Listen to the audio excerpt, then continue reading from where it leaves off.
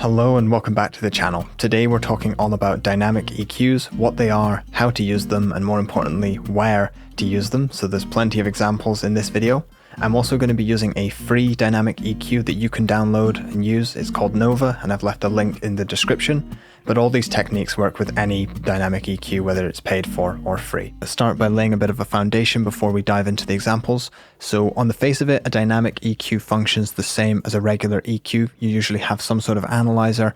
You've got lots of different tokens, such as high and low boosts. You can do dipping filters, peaking filters. You can adjust the Q factor of bands. So this is the same as any other EQ. But where it differs is that these are not static bands, as in set and forget. They're dynamic bands, which means they react to the input signal. The way this works is that each band has a compressor built into it, for instance just down here, where you can turn on a threshold, lower the threshold, and in this case I've set the threshold to -20 dB, represented by this blue line, and what this means is that at the frequency I select, so in this case 1000 Hz, if the energy goes above this threshold, this filter is going to get ducked only when the energy is over the threshold. So just like in my last video where I set this up to selectively remove the S's from my voice, you can set this up to remove any frequency. And what makes this different from a regular multiband compressor like this is firstly you get a lot more bands with the EQ, but also in a multiband compressor, the bands are usually just separated by low and high pass filters, and it's very difficult to get extremely precise with it. Whereas as you can see with this, you can make your Q extremely narrow and just duck very, very specific resonant frequencies without affecting any other part of the mix. And as well as using it as a dynamic EQ, you can have static EQ boosts and cuts alongside your other dynamic EQ moves.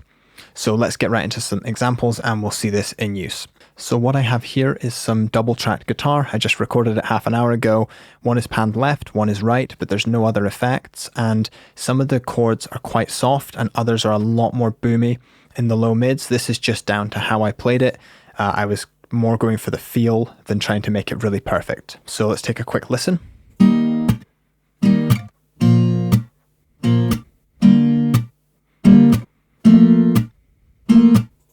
So these final notes are quite a lot more boomy in the low mids, and if I play the guitar lead on top of it, you can hear that the lead sometimes shines through and sometimes it just gets totally swamped at the end here.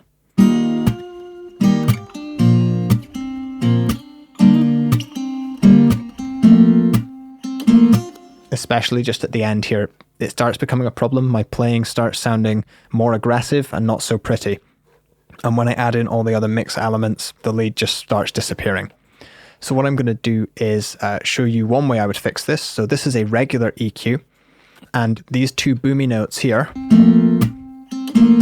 I could simply do a cut like this in the low mids, and that fixes most of the issues on those later chords. But if I go back to the start, these chords are now really weak because this is a static EQ cut that's affecting them. And those just sound like they have no life to them. They're all just high end. There's no sort of body and warmth to that guitar anymore. So now I introduce that dynamic EQ, and I'll let you hear the results first. On the first couple of chords, there's a slight cut, and as those chords become more boomy, it cuts away an awful lot. So it's a lot more reactive to my playing as opposed to just a static compressor that treats everything the same.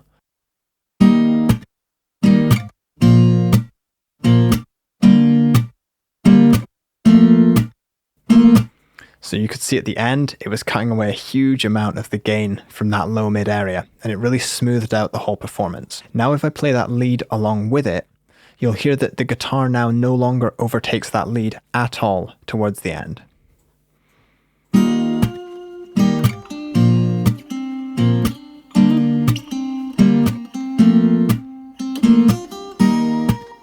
You can hear that the guitar just feels a lot more controlled, which in this case is what I wanted. So now let's actually see how to set this up. So the first thing I'm going to do is turn on the input monitoring. I know that usually for the tutorials it's good to have some visual feedback, but when adjusting this I really am only using my ears. I don't really care what it looks like on the screen.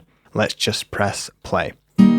So you can hear the audio, you can see it in the analyzer. I'm going to use band 2. I'm just going to give it a boost. So that's a static boost. This would be a static cut. And to access the dynamic feature, you don't have to give a boost or a cut at all. You just have to go down here, turn the threshold on, and these are our compression settings. So we have threshold, ratio, attack, and release, just like any other compressor. So the first thing I'm going to do is just lower the threshold until I'm getting a little bit of reduction. The blue line is the threshold. The yellow is the effective output EQ. So whatever the yellow is doing, that is the EQ that's being applied to our signal. So with the threshold set, I can adjust our ratio. So a higher ratio gives a lot more compression. A lower ratio gives much less compression. I can also adjust the Q so that we have a much more narrow cut. So you can really hone in on a specific resonant frequency, or you can make it a nice wide band. And then the final two functions are the attack and release of the compressor. These are really source dependent. So if you want to let a bit of the transient through, maybe make the attack a little bit slower. And if you want to have a really gentle release, just make the release time a little bit longer. Or if you want it to be snappy, just make it shorter.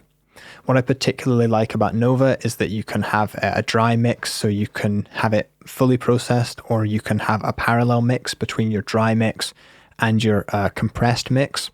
And it also has this EQ gain function, which tries to level out the overall EQ so that you're not fooled by cuts or boosts in volume. So if it takes some volume off the low end, it tries to add it back to all the other frequencies. You can also turn this feature off if you don't want it at all. So in this case, to set it up to have the perfect amount of compression on the low end of that guitar, what I'm going to do is just press play and I'll talk you through all the settings that I would adjust.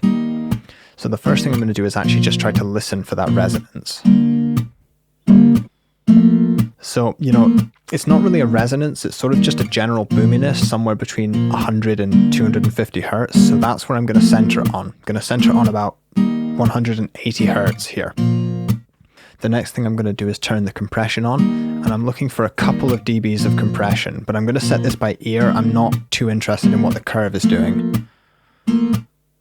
So I don't want much compression on the start. That sounds about right to me. Ratio of 2 to 1 is fine. Again, source dependent. If I wanted more compression, I could just increase that ratio. And I want the attack to come on quite quick. And I want my release to be gentle. Just so it doesn't sound too unnatural. That's sounding pretty good to me. Again, with the Q, I just want it to affect between 100 and 250. I don't want it to be too wide that it's affecting the entire low mid.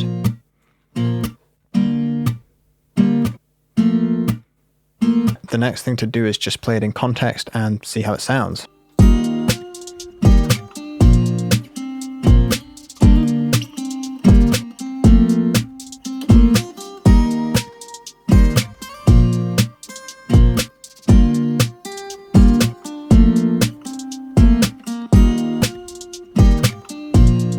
I really like where that's sitting, so I don't think I'm going to change that anymore. So that's just one way to use a dynamic EQ, but there's loads of different areas where you could use it. And although it seems complicated, try to just view it as, a compressor that's just really frequency specific, really frequency dependent. And as well as being used to cut frequencies, a dynamic EQ can usually be used to expand frequencies, just like any compressor.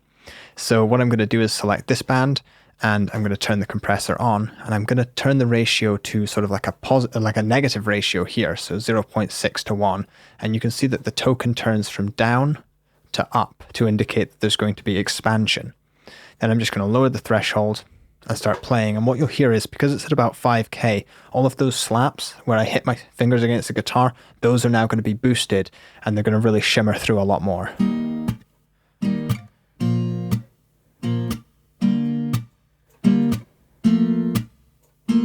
So let's do another little before and after.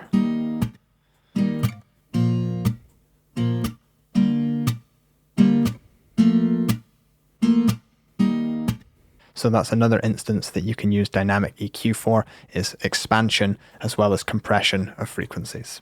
So other good examples that people use this for all the time are, say you've got a drum track where occasionally there's like a big cymbal crash, but you don't want to remove the top end all the time because you want to hear the hi-hats throughout the whole performance, but just there's a couple of big cymbal crashes and it's all in one stem. You can't separate all the drums out. Often it's good to just set a dynamic EQ on the high end, so when those cymbals crash, it just cuts down maybe 5-6 dB just to make it a little bit more pleasant.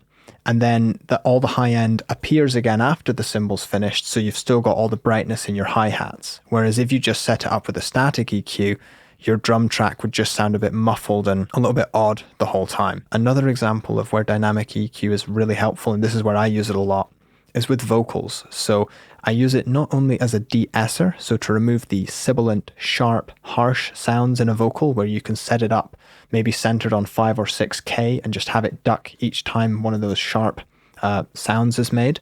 You can also set it up in the low end to deal with the plosive sounds, which is P's and B's, which usually blow out a dynamic or a condenser microphone just because of the proximity. So you can set it up to cut away that low end only when it's on, and then the rest of the time you've got a really warm vocal performance.